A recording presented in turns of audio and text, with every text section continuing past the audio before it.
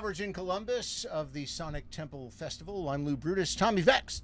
What's up, Lou? Bad Wolves. Good to see you, brother. Good to see you too, man. So you guys have been insanely busy, including Australia with Nickelback. Yes. Tell me about Australia just as a place to go to begin. Oh, I like Australia. I spent quite a bit of time there last year. Yeah. I dated a girl in Australia. Oh, that I did not know. Yeah. And so I spent some time off in Brisbane and Gold Coast and Sunshine Coast, and I've been to Australia for the Soundwave festivals many years ago, and it was really cool to come back. We got the call, and Nickelback was like, "Man, we want to take you guys over here," and we were like, "Awesome!" And so we went, and it was really, really cool. What kind of venues were you playing with them? They were arenas, so it was like 10,000 seaters, some maybe more. I think, yeah. And in Australia, is there any of the anti-Nickelback nonsense that goes on here sometimes? I mean, not really. I don't. It's a weird thing to me because like Nickelback is an awesome rock band, and so I don't. You know, we met the guys. They came to see us play with 3 Days Grace when we were in Canada last year, and just like the coolest guys ever. And they're super metalheads. They're like serious metalheads. Biggest they Pantera fans I've ever met. Yeah, they know every record, every band, everything. You know, like we were backstage just like jamming out to all the classics. So, you know, it's just a weird thing. And then to like go out, I don't think they knew some of the heavier songs would be incorporated into the set list. So we like came out guns blazing. We were like, "We're going down, boys," and people were like, "Oh my god, if we're going down, it's with the guns blazing." Yeah, basically. But all the fans there, like, they really responded well to us. And Zombie went gold in Australia. It's on the verge of being platinum, and we've gotten a lot of support from our Australian fans. We're looking forward to going back and either doing a headliner or direct support, and playing a little bit longer. And yeah, it should be cool. And just from a tourist perspective, somebody watching us right now, if they were going to go down to Australia, what would you tell them? Oh, you've got to do this. You've got to go here. I don't know. I mean, it's important to know locals so that you can go do things that are kind of off the grid.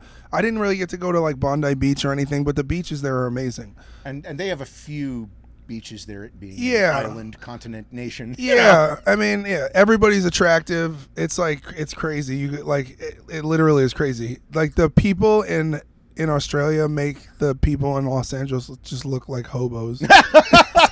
It's crazy. It really is crazy. It's just like, there's your quote for the entire weekend here at Sonic Temple. There you go. You know what? The last couple of years, I think, has been as an exciting a ride, I think, for you guys as anybody. Are you able to sort of put it all into perspective? I think that everything is kind of just a day at a time, man. You know, it's been this crazy explosion, and you know, we worked really hard to keep up with our schedule and the demands on the band. We didn't know, you know, obviously no one could have predicted the success of Zombie. No one could have predicted that Dolores would have passed. Zombie was not meant to be the first single on the record. It might not have been a single at all, to be honest.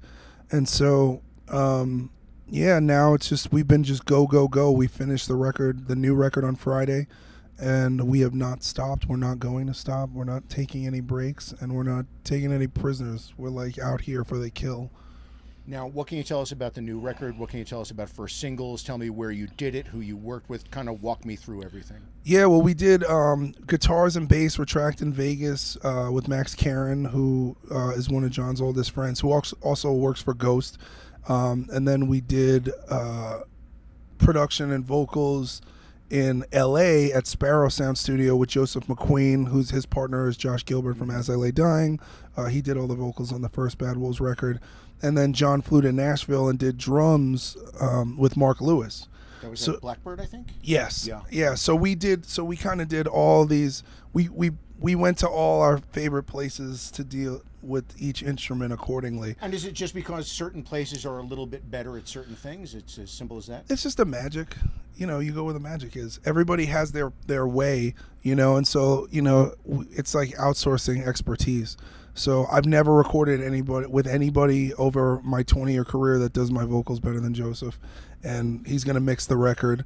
So, and same thing, Mark Lewis is a monster at capturing drums. Him and John are really good friends, and Max is like, he's so proficient You know, it just makes everybody's life easier, the tonality that we are able to get. And, you know, so we kind of, just like the band is kind of, the band's music is a concatenation and of all these different influences of different genres, the recordings are as well, you know, and that's kind of how we make it, keep the sauce going. So what is the timetable for a song for a full album? What do you mean, like how long does it take to write a song? No. When will everybody get stuff? Oh, fourth quarter of this year, we're hoping. Okay. Yeah, I would like it to be September. They're saying it might be a little bit later. And do you have artwork or anything laid out? We're working on it right now. Yeah, I have a couple of different artists that are working on that concept. And is that stuff fun? Do you like a back and forth with the artists who work on it with you, or? Yeah, I mean, I think that whole process it's just interesting because you see how other people perceive you or perceive an idea or a concept that you give to them. And I'm not like a professional. Like, I don't tell my tattoo artists what I want to be tattooed. I find guys that I like and girls I like, and I'm like, just do your thing.